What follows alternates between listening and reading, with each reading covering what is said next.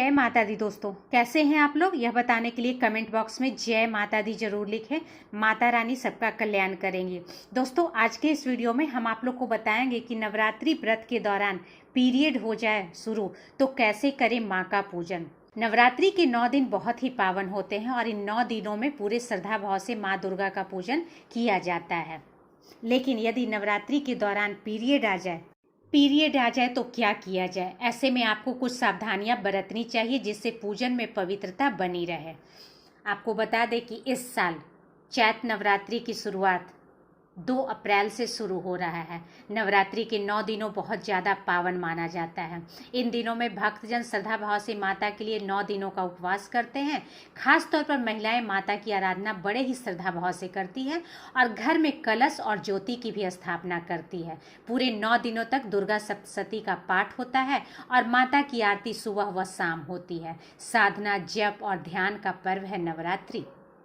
अगर आपको नवरात्र के पहले ही लगता है कि 9 दिनों के बीच में पीरियड की डेट पड़ सकती है तो आपको पहले ही सचेत होकर पूरे 9 दिनों का उपवास नहीं करना चाहिए। यदि आप उपवास करना चाहें तो प्रथम व आखिरी दिन का उपवास कर सकती हैं। इसके अलावा यदि नवरात्रि शुरू होने से पहले ही मासिक धर्म की शुरुआत हो चुकी है तो आप नवरात्रि का उपवास न करें। यदि किसी वजह से आपने पहले ही व्रत का संकल्प लिया है तो आप व्रत करें, लेकिन पूजन किसी और से करवाएं। हिंदू मान्यता अनुसार पीरियड में मंदिर में प्रवेश करना वर्जित होता है। यदि आप शादीशुदा हैं तो अपने पति से पूजन करवा सकती हैं। यदि पीरियड की आशंका है तो आप कलश स्थापित ना करें, क्योंकि कलश स्थापना के अपने अलग नियम है। इसलिए कलश वाले स्थान को बहुत ज़्यादा पवित्र रखना पड़ता है। यदि कलश स्थापित हो चुका है तो आपको कलश से दूरी बनाए रखनी चाहिए। यदि कलश आपसे स्पर्श हो गया तो इसकी पवित्रता खत्म हो जाती है। अतः कलश को बहुत ज़्यादा पवित्र स्थान पर ही स्थापित करना चाहिए। पीरियड के दौरान आपको माता के लिए भोग नहीं तैयार करना है। ऐसे समय में बनाया गया भोग माता द्वारा स्वीकार नहीं होता है। यहाँ तक कि माता का भोग भी किसी और से ही लगवाएं।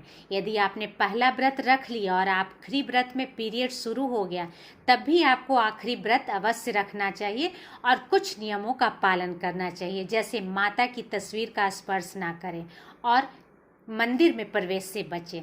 जिस समय आपका मासिक धर्म खत्म हो जाए उस समय नहाकर साफ वस्त्र धारण करके माँ भगवती का पूजन करें। यदि आप नियमित रूप से माता को लौंग का जोड़ा चढ़ाती हैं और पीरियड की वजह से ऐसा नहीं कर पाई हैं तो पीरियड समाप्त होने के बाद एक साथ लौंग के उतने ही जोड़े चढ़ा दें जितने दिन छूटे हैं। यदि आप नियमित रूप से दुर्गा सप्तशती का पाठ करती आई और बीच में आपको पीरियड शुरू हो जाए तो आपको यह पाठ अपने मोबाइल पर पढ़ना चाहिए, जिससे पाठ खंडित ना हो सके। यदि पढ़ नहीं पा रही हैं तो आप मोबाइल पर इसे सुन भी सकती हैं। इससे भी आपको पाठ पढ़ने जैसा ही फल प्राप्त होगा। पीरियड के दौरान माता के मंत्रों का मानसिक जाप करें और उनका मानसिक ध्यान करें।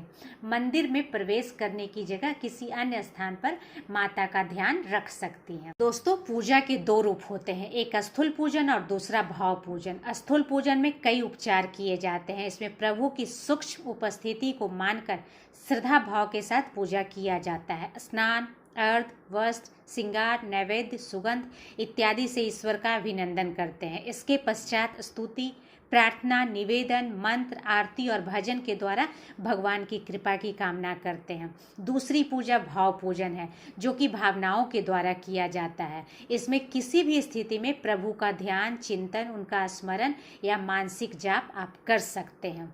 मासिक धर्म की जहाँ तक बात है, ऐसे समय में स्थूल पूजन नहीं करना चाहिए, यानी मूर्ति पूजन, देव प्रतिमा का स्पर्श, मंदिर या धार्मिक आयोजनों में शामिल नहीं होना चाहिए। इस दौरान व्रत रखकर मानसिक जप और पूजन करने में कोई मनाही नहीं है। यदि नवरात्रि के दौरान किसी महिला को पीरियड से गुजरना पड़े तो वह व्रत रखकर बिना मूर्ति पूजन सिर्फ मन का जाप कर माता रानी की आराधना कर सकती। उम्मीद करती हूँ कि आज की जानकारी आपको पसंद आई होगी। वीडियो को लाइक करें, शेयर करें और मेरे इस घरेलू खबर चैनल को सब्सक्राइब करें। इसके बावजूद अगर आपके मन में कोई सवाल है तो कमेंट बॉक्स में कमेंट करके पूछ सकती हैं, मैं उसका रिप्लाई दूंगी।